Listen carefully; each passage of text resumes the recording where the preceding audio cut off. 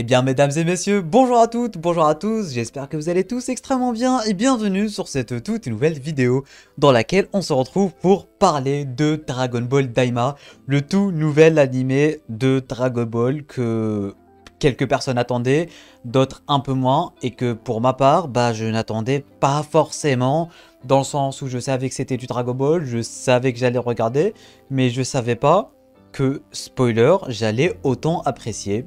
Du coup, durant cette vidéo, mesdames et messieurs, comme d'habitude, il y aura une partie avec et sans spoiler. Ça va être une première vidéo d'une longue série de vidéos parce que oui, on va parler de Dragon Ball Daima.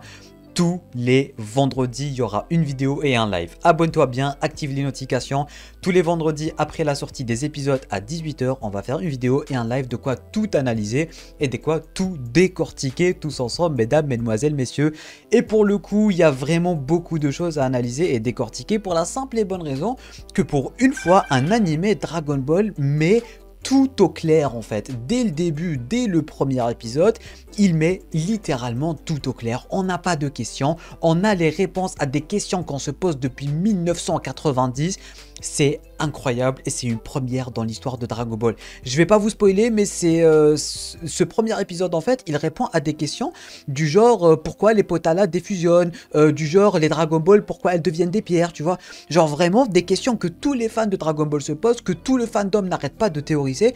Ah bah Dragon Ball Daima répond à ces questions dès le premier épisode et ça, je trouve ça juste incroyable. Bien évidemment sans parler de l'animation et tout, mais ça on va y revenir dans la partie sans spoiler. Bref, installe-toi confortablement, n'hésite pas à me laisser un petit pouce bleu pour me soutenir, ça aide beaucoup la chaîne. N'oublie pas de aussi t'abonner ainsi qu'activer les notifications pour ne pas rater du prochain contenu sur celle-ci. Et sur ce, c'est parti pour la partie sans spoiler.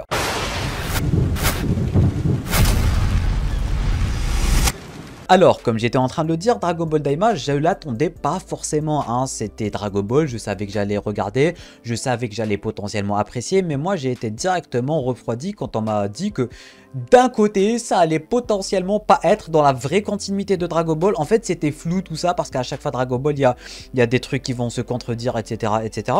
Et du coup, je me suis dit, Dragon Ball Daima, ça vient entre DBZ et DBS et par conséquent, ça va contredire des trucs.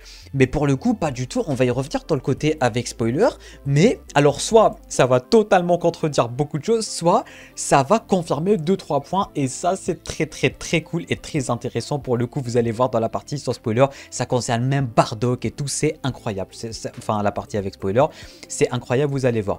En tout cas, je suis vraiment surpris que ça soit par la qualité de l'animation qui est exceptionnelle. La qualité des décors, la qualité des persos, c'est vraiment du pur Dragon Ball, c'est trop beau. Les nouveaux chara design des nouveaux persos sont incroyables, ça pue la Toriyama onologie. Toriyama, ça se voit qu'il a dessiné 2-3 trucs dans le truc et ça fait vraiment grave plaisir. Comme j'étais en train de le dire, l'animation, les sons, la musique, c'est banger.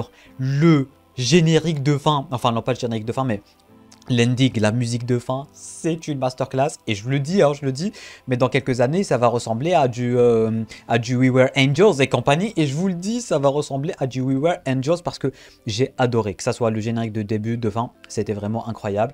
Alors oui, je suis très surpris que ça soit l'histoire qui a super bien été mise en place en fait.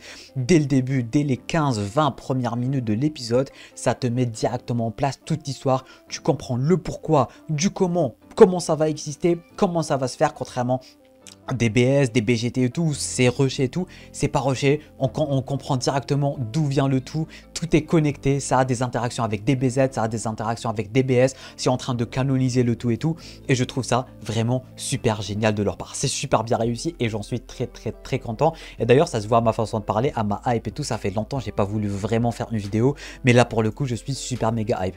Du coup, pour ceux et celles qui ne veulent pas donner sa chance à Dragon Ball Daima, n'hésitez pas, essayez, c'est vraiment un gros banger de l'espace. Et puis voilà, du côté sans spoiler, on va maintenant du côté avec spoiler.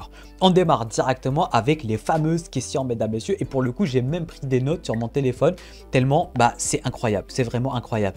Déjà, Goku a posé la question au Kaioshin, il lui a dit pourquoi et comment vous avez défusionné. Et du coup, à chaque fois, avant DBS, à chaque fois, on avait des théories dans le fandom et tout. On se disait, ouais, Peut-être c'est parce que c'est des mortels, peut-être parce que Majin Buu les avait recrachés, etc., etc. Ah bah dans Dragon Ball Daima, c'est expliqué. Et du coup, alors je sais pas si ça désexplique ce qui a été dit dans DBS concernant le fait que quand c'est des Kaioshin, ça défusionne pas et que quand c'est des mortels, ça défusionne. Je sais pas si ça a enlevé ça ou pas, je pense pas. Mais en tout cas, ils ont expliqué un truc très intéressant que Majin Buu en fait, dans Majin Buu, il y a un gaz qui défusionne les Potala. Et du coup, les deux Kaioshin, parce qu'ils ont vu Majin Buu avaler Végétaux, du coup, quand ils sont ressortis, c'était Goku et Vegeta, les Kaioshin ont demandé à Buu, le gros Buu, de les avaler, et quand il les a recrachés, ils avaient défusionné.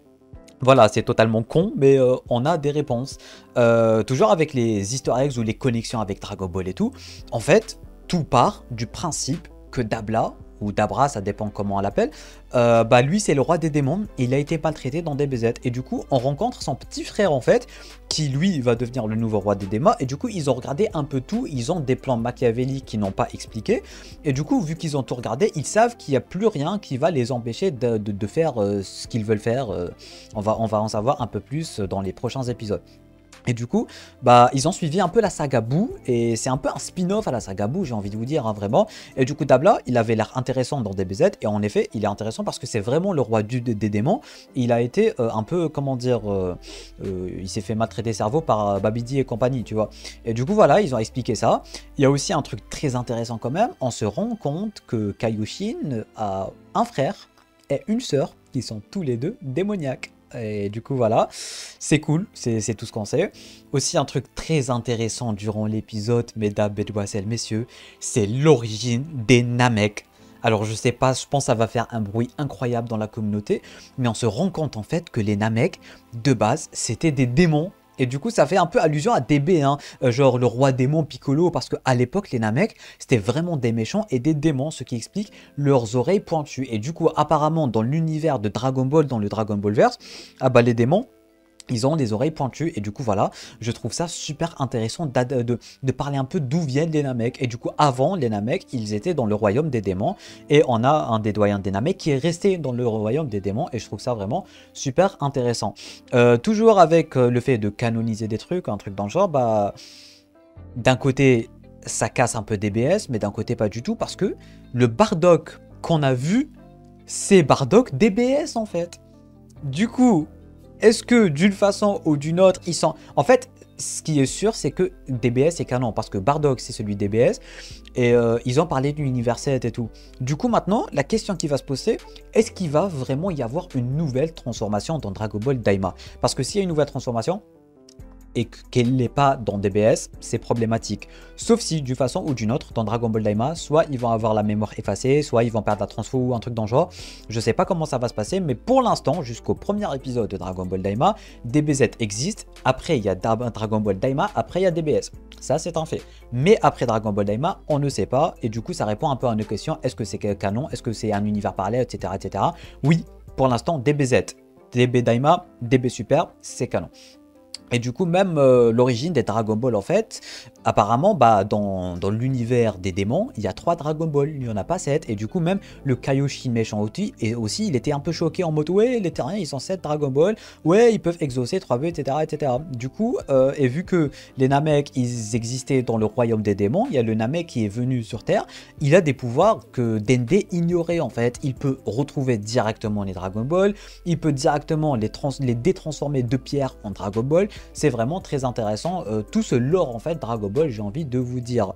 Et du coup voilà, je pense avoir dit tout ce que je voulais dire du côté de ce premier épisode de Dragon Ball Daima. Ne vous inquiétez pas, il y aura des vidéos théories, il y aura beaucoup de contenu sur Dragon Ball Daima qui arrive sur la chaîne, d'où l'intérêt de t'abonner ainsi qu'activer les notifications. Mais en tout cas, personnellement, j'ai vraiment super apprécié cet épisode. N'hésitez pas à me laisser vos avis en bas dans les commentaires. Si vous avez quelque chose que j'ai loupé, un easter egg ou quoi que ce soit, c'est dans les commentaires que ça se passe. Tu peux me laisser un petit pouce bleu pour me soutenir, t'abonner à la chaîne YouTube ainsi qu'activer les notifications en cliquant juste ici sur ma gueule. Tu peux regarder une autre vidéo en cliquant juste là.